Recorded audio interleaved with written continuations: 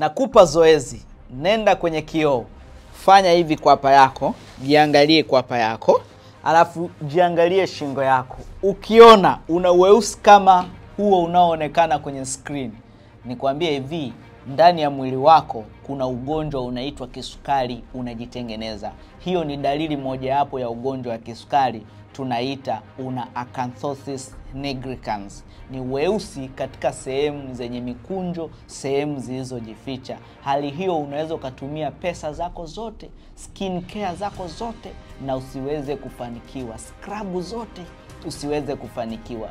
Mtagi rafiki yako mwenye tatizo hilo, mwambie kwamba hiyo hali inaashiria ni dalili ya ugonjwa wa kisukari. Ni insulin resistance sign.